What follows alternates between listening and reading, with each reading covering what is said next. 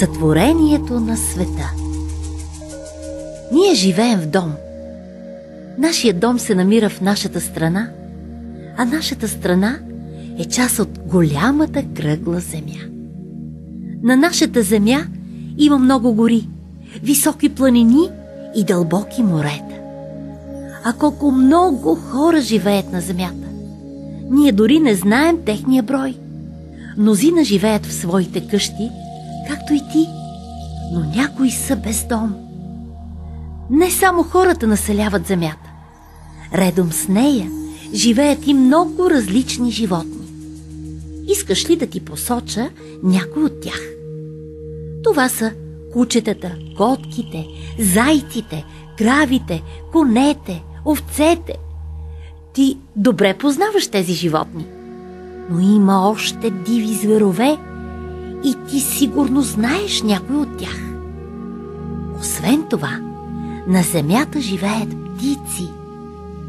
Те имат криле и могат да летят. Врабчета, скорци, патици, лебеди, канарчета. В различните страни живеят какви ли не птици. Във водата пък са рибите. А цялата земя е покрита с растения и дървета. Красива е нашата земя, нали? Но знаеш ли кой я е създал? Как са се появили първите хора, първите животни, първите растения? Кой е създал птиците, които могат да летят, и рибите, които могат да плуват? Кой е създал небето и водата? Кой е създал слънцето, луната и всички звезди на небето? Всичко това е направил Бог. А някога, много отдавна, не е имало нито слънце, нито луна, нито звезди и е било много тъмно. Нямало ги е животните, птиците, рибите, растенията. Само Бог е съществувал. Той живеел високо в небесата, защото Той винаги е бил и винаги ще бъде Бог. И решил Бог да сътвори света. Отначало сътворил небето и земята. Тя била пуста, никой не живеел на нея и наоколо било тъмно. И казал Бог: да бъде светлина. Веднага станало светло.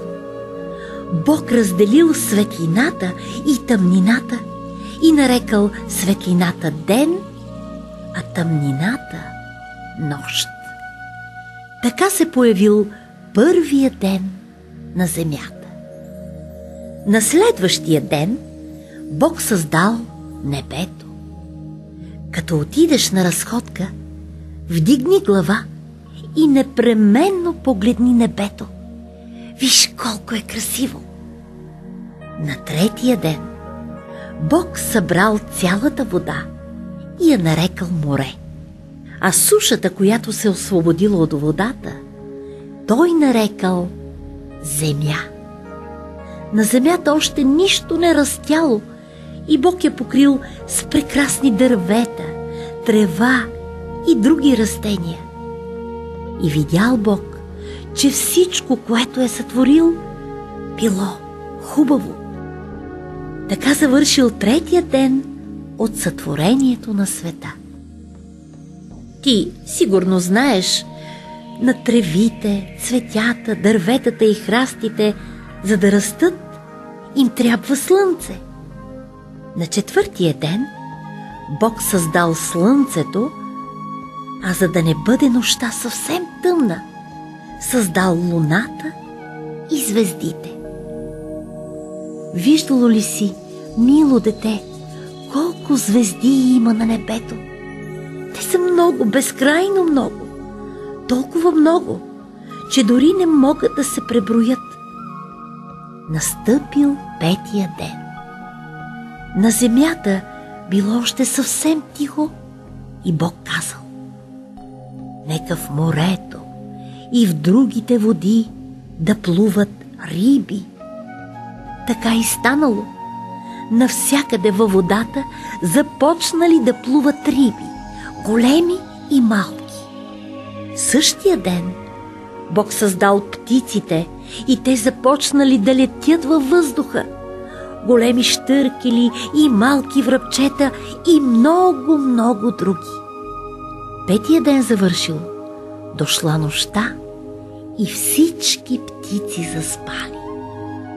На шестия ден Бог създал най-различни животни, големи и малки, диви и домашни. Животните, птиците и рибите заживели заедно на земята. И видял Бог, че всичко, което е сътворил, било хубаво.